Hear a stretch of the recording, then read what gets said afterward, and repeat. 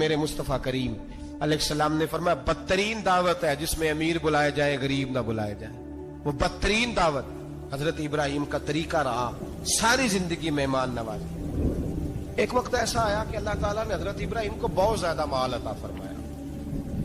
इतने ऊंट गिने नहीं जाते, गायें इतनी ज्यादा कि शुमार नहीं होती, बकरे बकरियां इतनी ज्यादा के शुमार, बहुत ज्यादा माल अल्लाह ने अता फरमाया। और अभी कुछ अरसा पहले आप पीछे जाए ना तो जो लफ्ज माल था वो रुपए पे तो बोला ही नहीं जाता, वो जानवरों पे बोला जाता।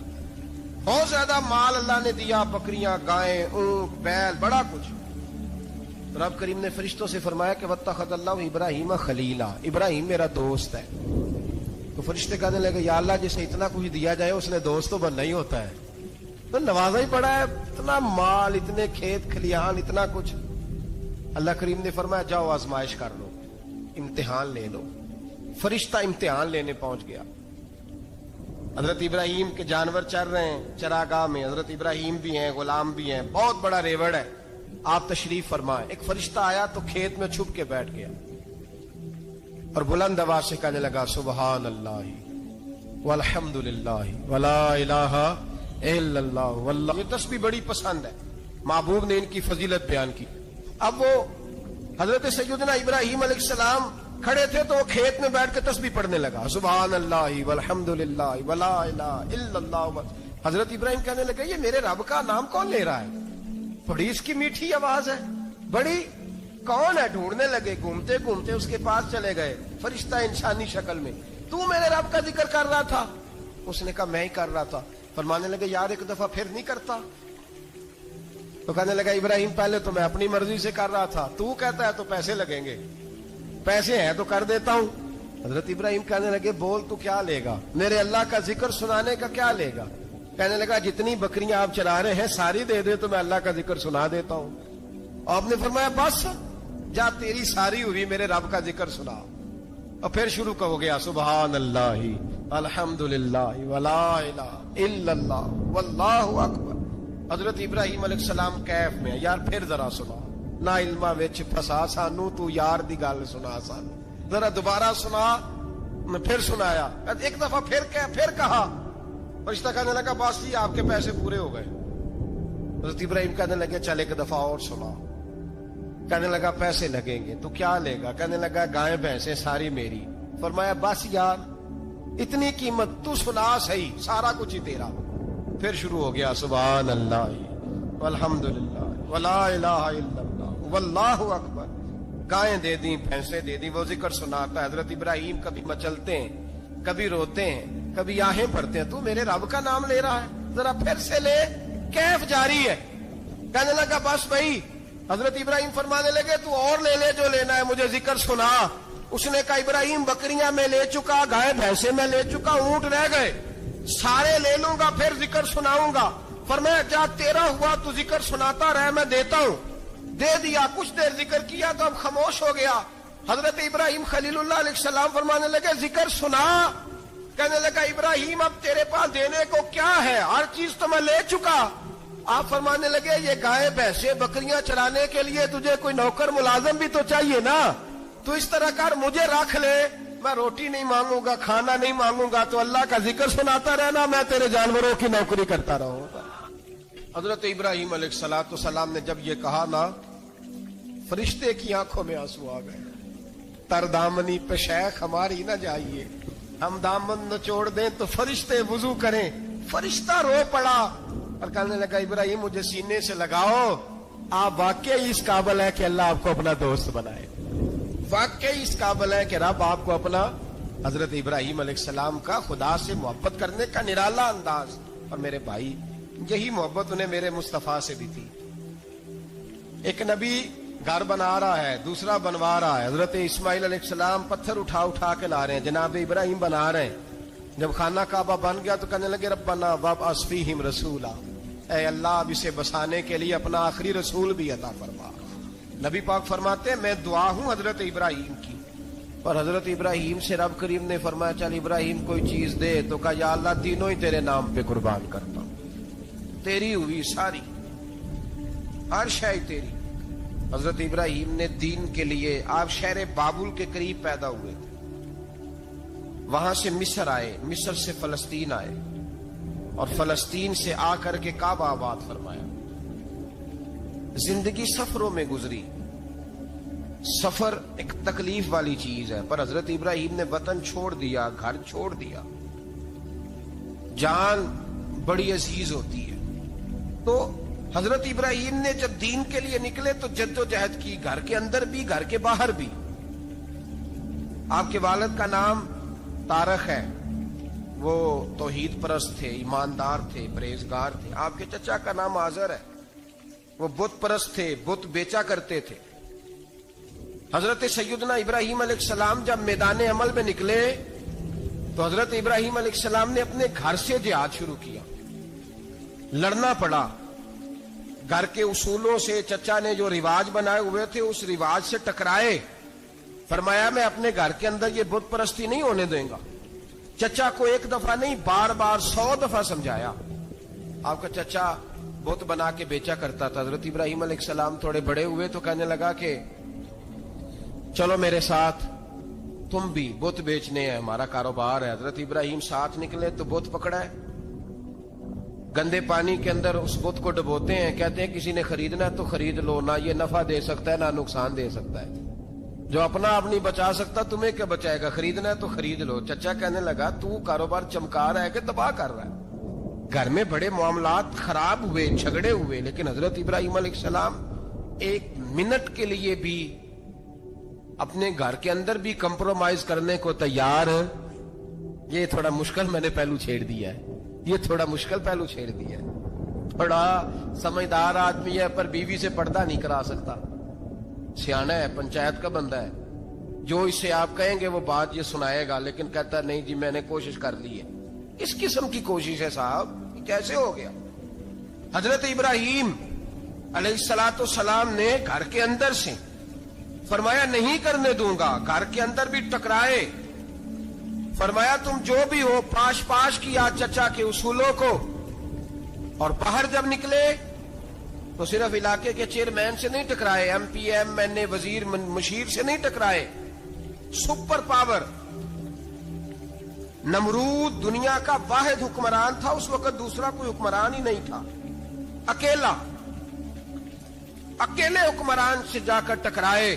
کوئی ساتھ فوج نہیں تھی، کوئی ساتھ ان کے طاقت بظاہر دنیا داری کی کوئی نہیں تھی، پر حضرت ابراہیم جا کے ٹکرائے۔ اور میرے رسول پاک صلی اللہ علیہ وسلم نے سند بیان کی، فرمایا افضل الجہاد کلمۃ الحق عند سلطان الجابر۔ فرمایا سب سے افضل جہاد یہ ہے کہ تو ظالم بادشاہ کے سامنے کھڑے ہو کے حق بات بیان کر دے، یہ سب سے بڑا جہاد ہے، یہ سب سے افضل الجہاد ہے کلمۃ الحق عند سلطان الجابر، سب سے بڑا جہاد۔ حضرت ابراہیم کھڑے ہو گئے، سپر پاور سے ٹکرائے۔ یہاں ہم لوگ حکمتوں کا شکار ہیں، دیکھیں گے، کریں گے، سوچیں گے، اور مولوی صاحب کو ویسے کہتے ہیں آپ پرہیز کریں سیاسی باتوں سے۔ بھئی اللہ کے ہر نبی نے جا کے وقت کے ظالم حکمران کو لتاڑا ہے، للکارا ہے، یہ تو مشن انبیاء ہے۔ حضرت سیدنا ابراہیم علیہ السلام نے جو اس کو جا کے کہا کہ تو جھوٹ بولتا ہے، تو جھوٹا ہے، تو خدائی کا دعویٰ کرتا ہے، تو بہت بڑا ظالم ہے، اور قرآن مجید نے اس ساری بات کو بیان فرمایا۔ حضرت ابراہیم علیہ السلام سے کہنے لگا میں رب ہوں، تو آپ نے فرمایا میرا رب تو وہ ہے جو زندہ کرتا اور مارتا ہے۔ تو پھر آپ حق بات بیان کریں گے تو اللہ مارے گا کہ بندہ مارے گا؟ کچھ بھی نہیں ہوتا، کیونکہ زندگی موت کس کے ہاتھ میں ہے؟ اللہ کے ہاتھ میں۔ زندگی موت اللہ، کچھ بھی نہیں ہوتا۔ انسان صحیح سمت کا تعین کرے اور صحیح چلے۔ حضرت علی شیر خدا سے کسی نے کہا تھا کہ آپ کے بڑی دشمنی ہے، کوئی محافظ رکھ لیں۔ آپ فرمانے لگے موت خود بہت بڑی محافظ ہے، وقت سے پہلے آتی ہی نہیں، بڑی محافظ ہے، وقت سے پہلے۔ علامہ نورانی رحمت اللہ تعالی علیہ کراچی جیسے شہر میں رہا کرتے تھے، جہاں گام گام پہ خطرہ تھا۔ لوگوں نے کہا حضرت اتنے بڑے لیڈر ہو، آپ کی جماعت کی 62 سیٹیں ہوئی قومی اسمبلی میں، ایک ایسا وقت بھی آیا تو کوئی ایک آدمی بندوق والا۔ آپ فرمانے لگے مجھے ضرورت ہی نہیں، اس لیے کہ جس خدا رسول کے لیے میں نکلا ہوں وہ خود ہی حفاظت کرنے والے ہیں، ضرورت نہیں ان چیزوں۔ تو بھائی حضرت ابراہیم ٹکرائے، اور آپ کا انداز کیا ہے؟ جا کے کہا کہ تو نہیں، خدا وہ ہے جو زندہ کرتا اور उसने एक बेवकूफों जैसी दलील दी। एक आदमी को कल फांसी देनी थी तो उसको बुलाया, कहने लगा तुझे कब फांसी है? उसने कहा कल। कहने लगा जा तुझे आजाद किया, जिंदगी दी, उसको छुट्टी दे दी। एक आम आदमी बेचारा बैठा था, उसको पकड़ के ना कहने लगा इसकी गर्दन उड़ा दो। कहने लगा देख लो मैं भी जिंदा करता और मारता हूं, वो जो कल मरने वाला था मैंने जिंदा कर दिया है, और जिसको पता ही नहीं था कि मैंने मरना है उसे पकड़ के मैंने मार दिया है। ये बेवकूफों जैसी दलील है। हजरत सैयदना इब्राहिम अलैहिस्सलाम चाहते तो उसी वक्त दलील तोड़ देते कि तू क्या बेवकूफों जैसी बात कर रहा है, अगर तू जिंदगी देता है तो मरे हुए में जान डाल के दे जिसको तूने मारा है। लेकिन हजरत इब्राहिम ने देखा कि बेवकूफ है, बेवकूफों से बहस नहीं होती, दलील बदल ली जाती है, उनकी अकल के मुताबिक बात की जाती है। हजरत इब्राहिम फरमाने लगे मेरा रब वो है जो सूरज मशरिक से निकालता है और मगरिब में गुरूब करता है। तू अगर रब है तो तू मगरिब से निकाल के मशरिक में गुरूब कर। फबुहितल्लज़ी कफर, काफिर लाजवाब हो गया, उसके पास इस चीज का कोई जवाब नहीं था। अल्लामा इस्माइल हकी ने खूबसूरत फिक्रा लिखा है, खूबसूरत जान डाल दी एक जुमला कह के। हजरत सैयदना अल्लामा इस्माइल हकी रहमतुल्लाह अलैह फरमाने लगे चूंकि नमरूद बेवकूफों जैसी बातें कर रहा था, अगर वो ये कह देता ना कि मैं सूरज को निकालता हूं मशरिक से, मैं गुरूब करता हूं माज़अल्लाह मगरिब में मैं निकालता हूं, तो आप अपने रब से कहिए कि वो मगरिब से निकाल के मशरिक में गुरूब करे। अल्लामा इस्माइल हकी फरमाते हैं रब करीम की आवाज़े कुदरत थी, मालिक हजरत इब्राहिम अलैहिस्सलाम के इस, अगर वो कह देता और हजरत इब्राहिम दुआ कर देते तो रब करीम ने फरिश्तों को तैयार बिठाया हुआ था। फरमाया अगर ये कह दे मेरे खलील से कि सूरज मगरिब से निकाल के मशरिक में गुरूब करना है तो तैयार रहना, जिस तरह खलील कहेंगे वैसे ही कर देंगे। वत्तखज़ल्लाहु इब्राहीम खलीला, इब्राहिम हमारा दोस्त जो हुआ, जैसे कहेगा वैसे कर देंगे। हजरत सैयदना इब्राहिम अलैहिस्सलाम की बातों का जब जवाब न दे सका, दलील नहीं बंदा देता, फिर लड़ाई करता है, फिर झूठे मोटे एतराज करता है। दलील खत्म होती है तो लोग जातियात में उतरते हैं, कहते हैं ये खांसता सही नहीं, देखता सही नहीं। दलील खत्म, अब जातियात पे उतरे, कहने लगे मुझे पता चला है कि ये फलानी जगह गया था तो वहां जाके इसने इस तरह किया है। फिर लोग जातियात पे उतरते हैं, जब दलील का जवाब दलील से नहीं दे पाते फिर जातियात पर उतरकर हमले करते हैं। हजरत इब्राहिम के दलाइल का जवाब नमरूद ना दे सका तो कहने लगा कि इसको आग में डाल दो।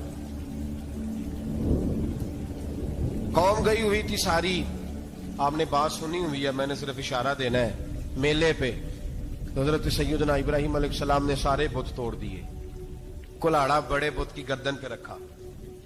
वापस आए, कहने लगे बुत किसने तोड़े हैं? तो फरमाया इससे पूछो जिसकी गर्दन पे कुल्हाड़ा है।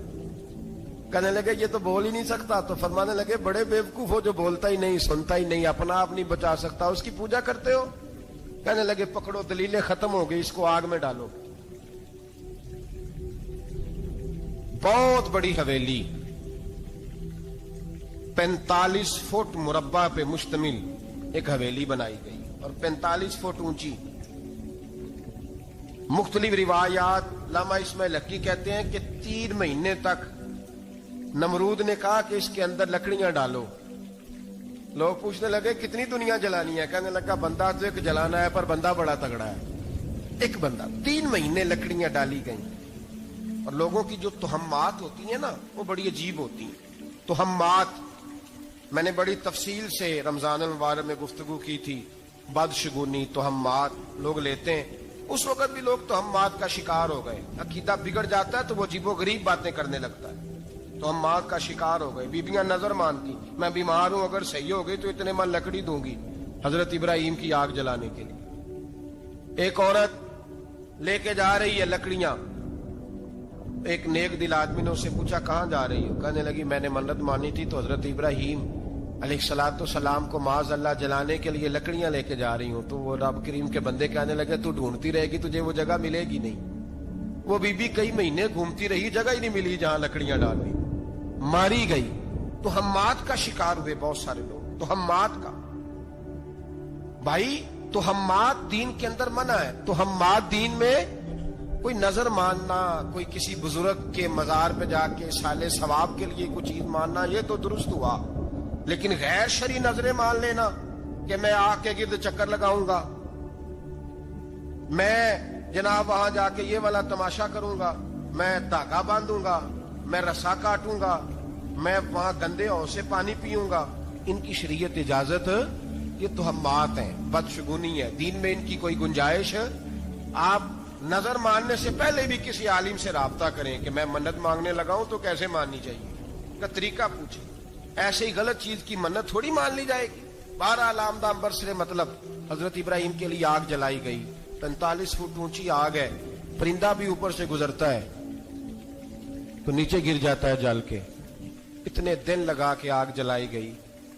اب حضرت ابراہیم کو جلایا جانے لگا ہے۔ یہاں تو موجیں ہے نا، جو کسی ادارے کا سربراہ ہے اس کے لیے موج ہے، کسی جگہ آفیسر بن گیا تو موج ہے، پیر صاحب کے لیے موج ہے، علامہ صاحب کے لیے موج ہے، خطیب صاحب کے لیے موج ہے۔ جلنا کس کو پڑتا ہے؟ وہ علی کوئی نہیں رہا اللہ ماشاءاللہ، وہ لوگ گزر گئے جو تکلیفیں سہ کے کام کرتے تھے، گزر گیا زمانہ۔ حضرت سیدنا ابراہیم علیہ السلام کو جلایا جانے لگا ہے تو اب اتنی بڑی آگ ہے تو ڈالیں کیسے؟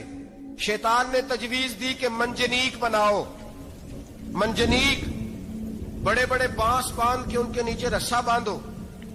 وہ جس طرح جھولنے کے لیے جھولا بنایا جاتا ہے، اس طرح ایک منجنیق پرانے زمانے میں اس میں پتھر رکھ کے پھینکے جاتے تھے دشمنوں پہ، وہ منجنیق بنائی گئی کہ دور سے حضرت ابراہیم کو پھینکیں گے۔ ہاتھ حضرت ابراہیم کے باندھ دیے، پاؤں مبارک باندھ دیے، پوری زمین پہ ایک نام لینے والا خدا کا، اور اس کو آج رسیوں میں جکڑا ہوا ہے۔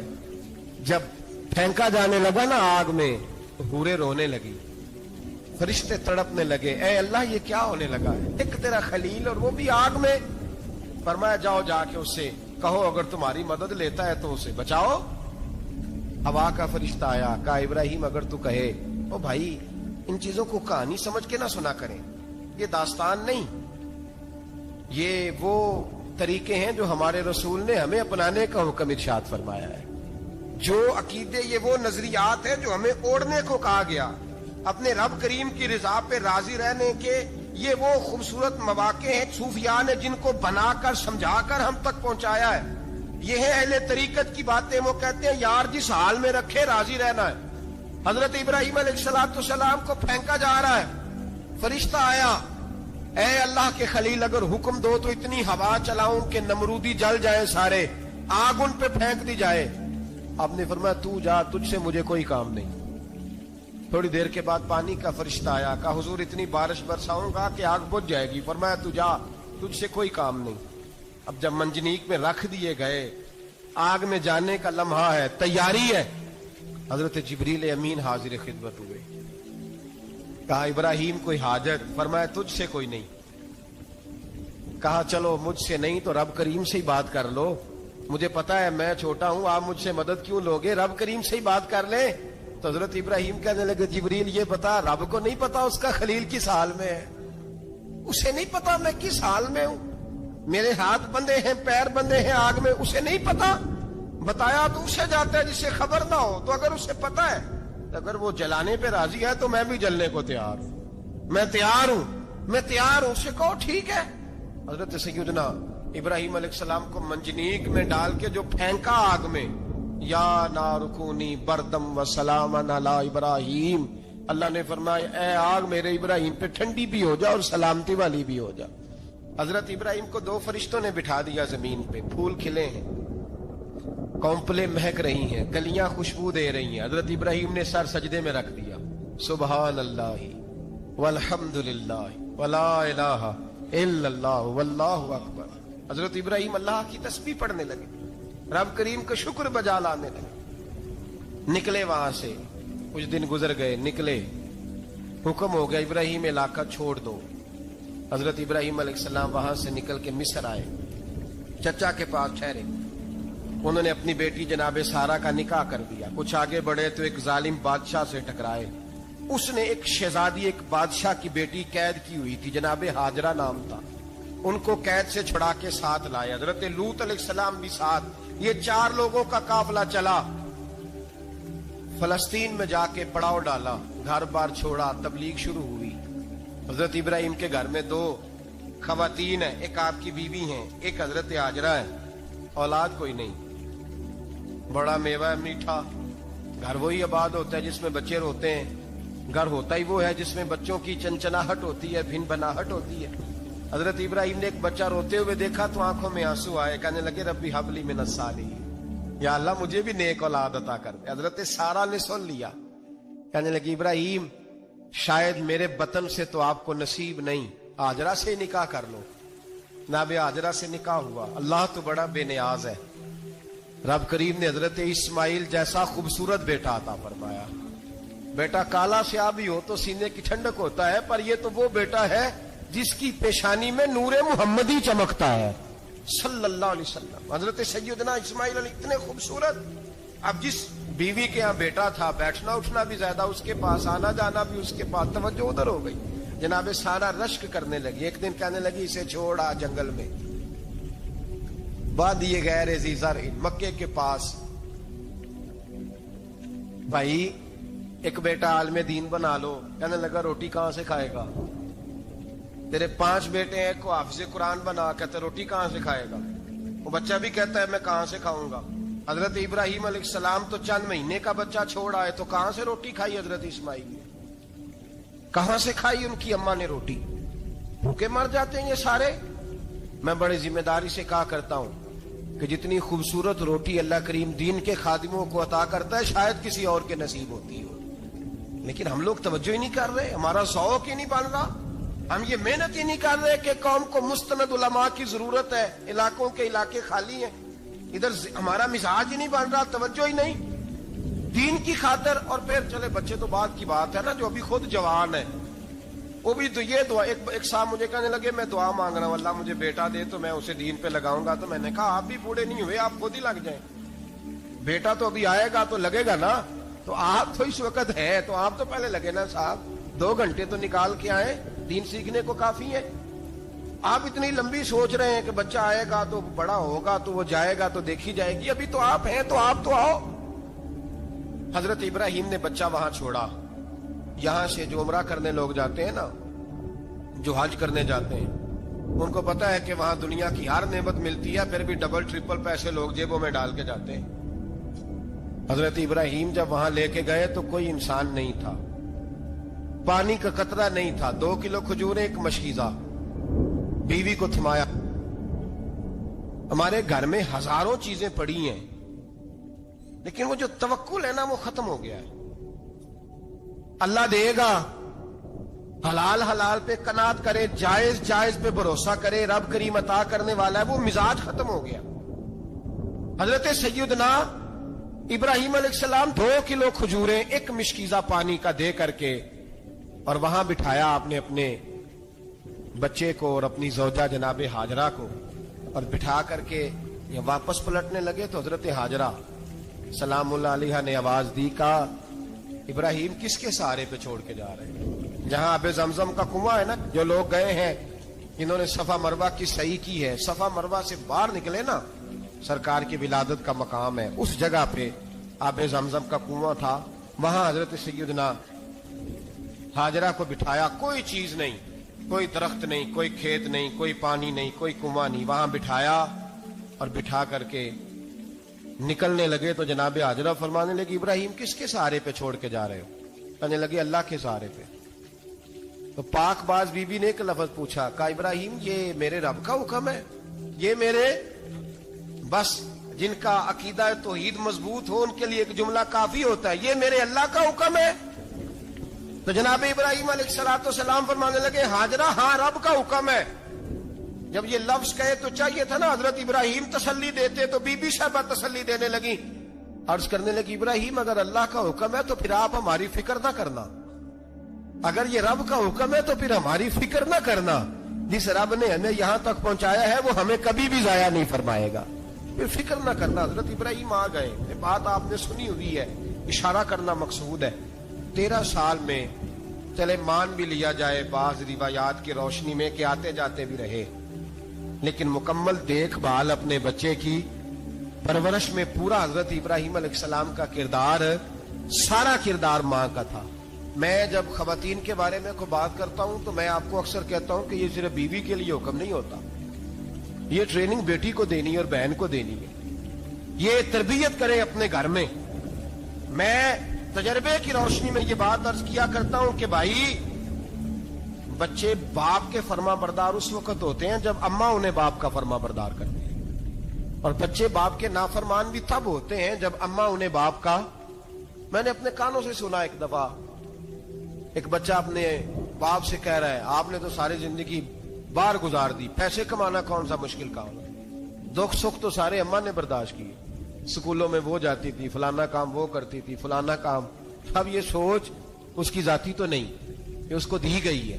اور اگر اس کو یہ سوچ دے دی جائے کہ اماں کہے کہ میں تو اپنوں میں رہی ساری زندگی، میں نے تو اپنوں میں وقت گزارا، اور تیرا باپ تو کئی دفعہ جنازے بھی نہیں پڑھ سکا، نے تو ماں باپ ایسے دفن کر دیے، وہ اگر یہ سوچ فراہم کرے تو پھر بچہ باپ کا فرما بردار ہوتا ہے. اور یہ والی روایتیں ہم بیوی کو سناتے ہیں، حالانکہ کس کو سنانی چاہیے؟ بولیے. بہن اور بیٹی کو. بہن اور بیٹی کو سنائیں یہ باتیں، ان کو سمجھائیں تاکہ آگے جا کے وہ جو گھر ترتیب دیں وہ گھر بڑا عمدہ اور نکھرا ہوا ہو. حضرت سیدنا ابراہیم 13 سال کے بعد آئے، چونکہ گھر میں اللہ تبارک و تعالیٰ کی دوستی کا چرچا تھا، اللہ تبارک و تعالیٰ کی محبوبیت کا غلبہ تھا. 13 سال کے بعد فلما بالغ معه سعیا، بیٹا جب اتنا بڑا ہوا کہ ساتھ چلنے لگا تو حضرت ابراہیم نے اپنے بیٹے کو بلا کے کہا بیٹا مجھے خواب آئی ہے، میں تجھے ذبح کر رہا ہوں، تیری کیا رضا ہے؟ حضرت اسماعیل کہنے لگے یا ابت افعل ما تؤمر، ابا جی اللہ جیسے حکم دیتا ہے میرے ساتھ ویسے ہی کریں، جیسے اللہ حکم دیتا ہے ویسے ہی، بولیے ویسے ہی کریں. حضرت حاجرہ کو کہا کہ ایک دوست نے دعوت کی ہے تو وہاں جا رہے ہیں. بی بی مطمئن ہے، تفصیلات کی ضرورت نہیں، ختم بات، اعتبار ہے، مطمئن ہو گئی. شیطان پیچھے سے آیا اماں کے پاس. ذرا تھوڑی دیر کے لیے تصور جمائیے، یہاں تو پڑوسن آ کے کوئی بات بتا دیتی ہے خاوند کے بارے میں تو کئی مہینے جھگڑا جاری رہتا ہے، پڑوسن محلے دار. شیطان نے آ کے بتایا لفظ کیا ہے؟ کہا حاجرہ تمہیں پتا ہے کہاں جا رہے ہیں؟ کہا دوست کی دعوت میں. تو کہنے لگے دوست کون ہے؟ رب کریم. اور ابراہیم کا خیال ہے کہ اس رب نے مجھے حکم دیا ہے کہ میں ذبح کروں.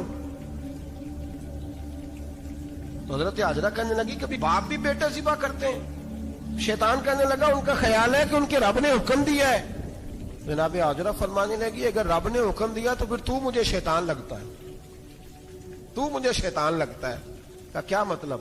فرمانے لگی اگر رب کریم کا حکم ہے تو میرے پاس ایک اسماعیل ہے، اگر 1000 بھی ہوتے میں سارے اللہ کے رستے میں پیش کر دے دیتی. مالک کا ہی تو ہے سارا کچھ، اسی کا ہے، اس میں لیت اللہ کی کیا گنجائش؟ حضرت سیدنا ابراہیم علیہ السلام نے بیٹے کے حلق پہ چھری رکھ بھی دی اور چھری چلا بھی دی، رکھ بھی دی، اور وہ تو اللہ کریم نے فرمایا یا ابراہیم قد صدقت الرؤیا، ابراہیم تو نے خواب سچا کر دکھایا، وہ قیامت تک تیرا نام رہے گا.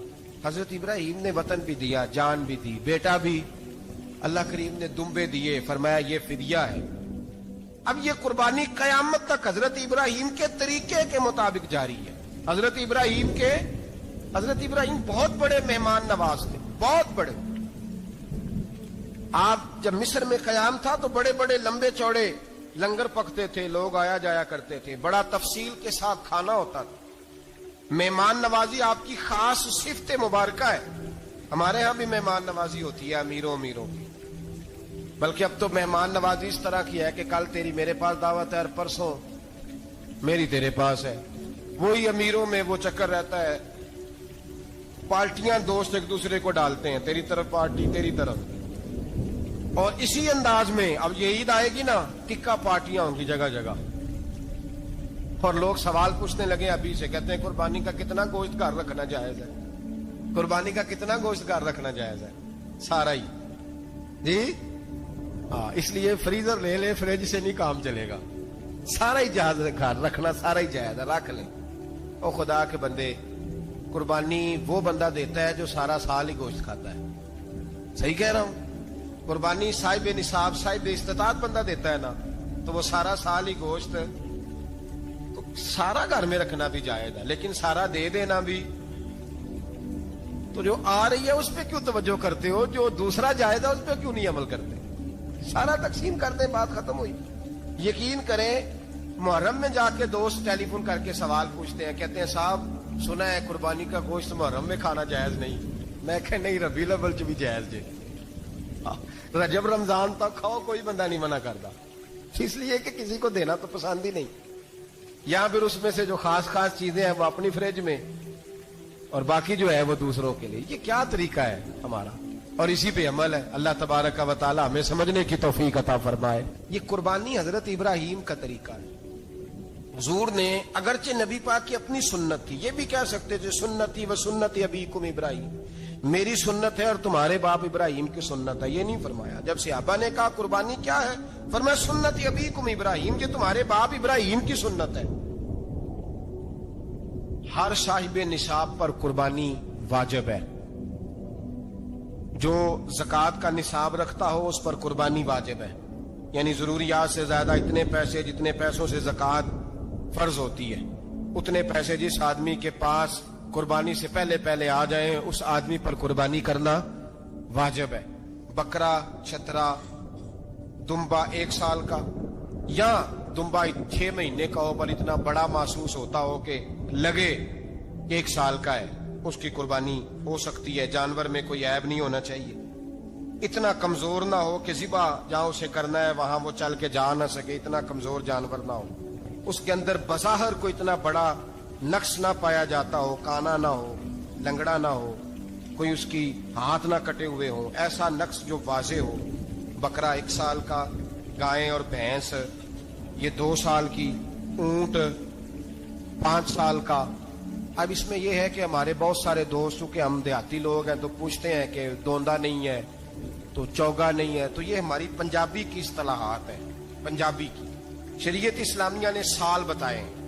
یہ تو ہم نے اپنی آسانی کے لیے, یا دیہاتوں میں جو ماحول تھا اس طرح کا جانور لیں, خوبصورت جانور لیں. جو نصاب ہے وہ بھی میں نے آپ کو بتایا. لیکن ایک اور پہلو بھی ہے, نبی پاک صلی اللہ علیہ وسلم پہ زکوٰۃ کبھی فرض نہیں ہوئی, کبھی حضور پہ زکوٰۃ فرض نہیں ہوئی. نبی پاک صلی اللہ علیہ وسلم کے پاس اتنا سرمایہ کبھی اکٹھا ہوا ہی نہیں کہ زکوٰۃ فرض ہو. لیکن نبی پاک کے صحابہ فرماتے ہیں کہ مدینے کے 10 سالوں میں اللہ کے رسول نے ہر سال قربانی فرمائی ہے, ہر سال قربانی دی. اور جس سال حضور حج کرنے گئے اس سال اللہ کے نبی نے 63 اونٹ ذبح فرمائے. اور حضور صلی اللہ علیہ وسلم جب اونٹ ذبح کرنے لگتے نا تو صحابہ کہتے ہیں اونٹ خود دوڑ کے حضور کے سامنے آ کے لیٹ جاتا, اور نبی پاک اسے ذبح کرتے اور فرماتے ہیں ایک دوسرے کو دھکے دیتے اونٹ کے, پہلے میں نے جانا ہے ذبح ہونے کے لیے, پہلے میں نے, انہیں پتا تھا کہ جو مصطفیٰ کے ہاتھوں ذبح ہوگا وہ تو دائمی زندگی پا جائے گا, یہاں بھی وہاں بھی زندہ. 63 اونٹ ذبح کیے. ایک اونٹ میں کتنی قربانیاں ہوتی ہیں؟ 7. اب 63 کو 7 سے ضرب دو گے تو کتنی بنے گی؟ اور پھر نبی پاک صلی اللہ علیہ وسلم نے 10 سال مدینہ منورہ میں قربانی دی, ہر سال. اب وہ 63 اونٹ, ایک اونٹ میں 7 قربانیاں, ہر سال یہاں قربانی. اور مولا علی شیر خدا فرماتے ہیں نبی پاک 2 قربانیاں دیتے. میں نے کہا حضور 2 جانور ذبح کر رہے ہیں آپ, تو حضور نے فرمایا ایک میری طرف سے, ایک میری امت کی طرف سے, غریبوں کی طرف سے. اور حضرت علی کو حضور نے وصیت فرمائی تو 2 دیا کرے گا. یا رسول اللہ صلی اللہ علیہ وسلم میں غلام ہوں, خادم ہوں. حضور نے فرمایا علی ایک تو نے اپنی دینی ہے, ایک میری طرف سے دینی ہے. 2 قربانیاں. مولا علی نے بھی ساری زندگی 2 قربانیاں دی. حضرت علی بھی مال کے نصاب نہیں تھے, اپنا مکان ہی نہیں تھا, کوئی کاروبار نہیں تھا, کئی دن فاقے رہتے تھے, پر قربانیاں کتنی دیتے تھے؟ 2. ہمارے پاس ویسے اگر سسرال میں, میکے میں, کزنوں میں کچھ شادی ہو جائے تو 50-60 ہزار کا خرچہ برابر ہے, وہ پکا ہے. اور قربانی کی باری غریب ہو گئے, سارے غریب ہو گئے. کہتے نہیں یہاں مشکل ہے. اور خدا کے بندے اللہ کے ساتھ تجارت کر, اس کے رستے میں 1 دے گا, رب تجھے 70 گنا اضافہ کے ساتھ عطا فرمائے گا. قربانی مال کے نصاب پہ ہے. کوشش کیا کریں کہ اللہ کے رستے میں جب دینا ہو پھر لیت اللہ سے بچیں, خوبصورت جانور لائیں. جن کو اللہ نے توفیق دی ہے ان کے لیے نصیحت ہے, جن کو اللہ نے توفیق دی. میں نے اپنے حضرت صاحب کو دیکھا ہے, وہ کہتے تھے کئی جانور اللہ نے بڑا نوازا ہے. کہتے ایک میرا ہے, ایک میرے ماں کا, ایک میرے باپ کا ہے, ایک میرے فلاں استاد صاحب کا, ایک میرے پیر صاحب کا ہے. یہ جانور غوث اعظم جیلانی کا نام کا دے رہا ہوں. اور پھر ایک بڑا خوبصورت جانور بندہ ہوتا اور حضرت خود ان کو چارہ ڈال رہے ہوتے. تو حضور یہ کیا ہے؟ فرمانے لگے یہ میں رسول اللہ کے نام پہ قربان کروں. یہ نبی پاک